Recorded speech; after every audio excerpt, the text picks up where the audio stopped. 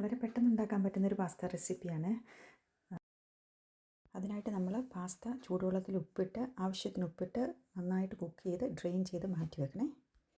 പാനെടുത്ത പാനിൽ കുറച്ച് വെളിച്ചെണ്ണയോ നെയ്യോ, ഞാൻ നെയ്യാണ് എടുത്തിരിക്കുന്നത്. ഇഞ്ചി ഗാർലിക്ക് നന്നായിട്ട് കുത്തി അരിഞ്ഞിട്ട് അതിട്ട് ചെറുതായിട്ടൊന്ന് വഴറ്റിയിട്ട് 2-3 തക്കാളിക്ക, ഞാൻ 4 തക്കാളിക്ക എടുത്തിട്ടുണ്ട്. അതിലൂടെ അതിനൊപ്പം കാഷ്നട്ടും വാൾനട്ട്, ആൽമണ്ട്, പിന്നെ കുറച്ച് ബെൽ പെപ്പറും കുറച്ച് സോൾട്ടും കൂടി ഇട്ട് അടച്ച് വെച്ച് ഒന്ന് സ്റ്റീം ചെയ്തെടുക്കണേ. അത് സ്റ്റീം ചെയ്ത് കഴിയുമ്പോഴത്തേക്കിന് നമുക്ക് ആ ടൊമാറ്റോയുടെ സ്കിന്നൊക്കെ പെട്ടെന്ന് പീൽ ചെയ്തെടുക്കാൻ പറ്റും.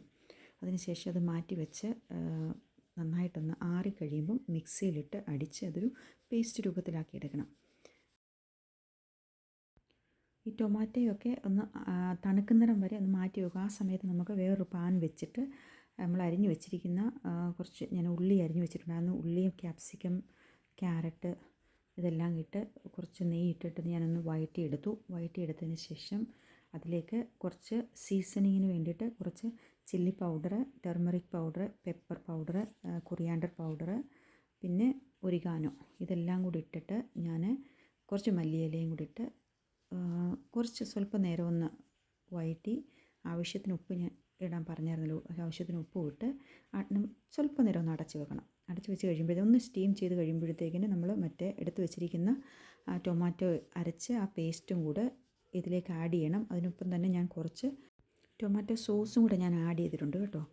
അത് സ്വല്പം ഒന്ന് വഴറ്റിയതിന് ശേഷം, അതായത് അതിൻ്റെ ആ പച്ചപ്പൊക്കെ ഒന്ന് മാറിക്കഴിയുമ്പോഴത്തേക്കിന് ആ മിക്സിയുടെ ജാറിനകത്ത് ഇച്ചിരി ബാക്കി മസാല എല്ലാം കൂടെ ഒന്ന് കലക്കി ഇച്ചിരി കുറച്ച് വെള്ളം കൂടെ ഒഴിച്ച് ഒന്ന് ചൂടാക്കി, എന്നിട്ട് നമ്മൾ കുക്ക് ചെയ്ത് വെച്ചിരിക്കുന്ന പാസ്ത അതുമായിട്ട് മിക്സ് ചെയ്യുക. അതിൻ്റെ കൂടെ കുറച്ച് മല്ലിയിലയും ഞാൻ ആഡ് ചെയ്തായിരുന്നു. ഞാൻ കുറച്ച് ചീസ് ആഡ് ചെയ്തിട്ടുണ്ട്. അത് ഓപ്ഷണലാണ്, വേണമെങ്കിൽ ആഡ് ചെയ്യാം, വേണ്ടെങ്കിൽ ചെയ്യേണ്ട. കൂടുതൽ വെജിറ്റബിളോ നമ്മുടെ ഇഷ്ടം അനുസരിച്ച്